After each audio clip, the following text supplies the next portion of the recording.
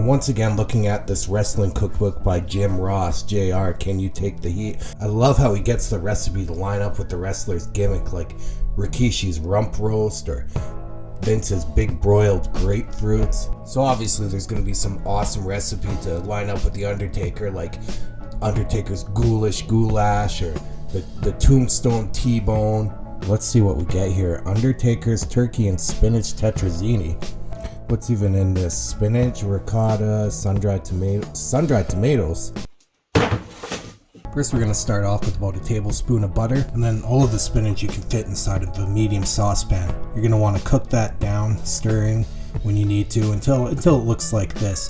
And you're going to want to put it on a plate on the countertop with some paper towel on top. You want to suck out as much of the moisture as you can from the spinach. We're turning this into cream spinach. If you can get frozen cream spinach, you can just use that, but I can't find it. So I'm going to make a quick bechamel sauce with about a tablespoon of butter, tablespoon of flour. You're just gonna cook that for a few minutes, cook off that raw flour before adding in some milk. To prevent a lumpy sauce, you just want to do a few tablespoons at a time, stir it up a bit, add a bit more, keep on repeating this until you get in about a cup and a half of milk. That should be enough for this. Salt and pepper to taste, and always a grating of nutmeg. Fresh nutmeg is always best. If you were making this as a cream spinach side, you could add some Parmesan cheese, but this recipe has enough, so we're just going to add in the spinach, give it a good mix, make sure everything's incorporated, and then we're just going to set it on the countertop, cover it up to rest. Next, we're going to cook our pasta with plenty of salt in the water, and then break that pasta in half as per Chef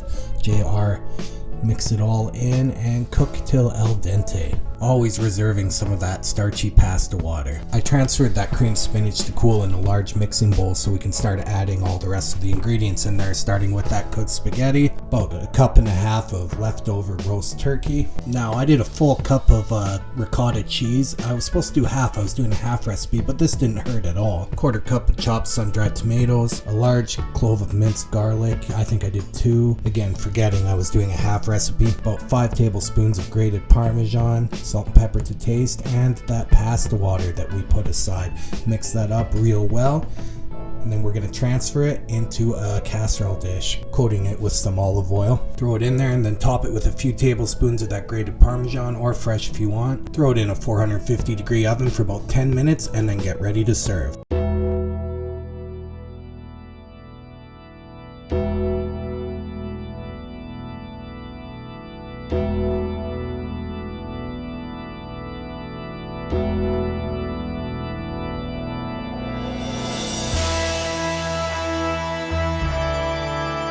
Okay, enough with that.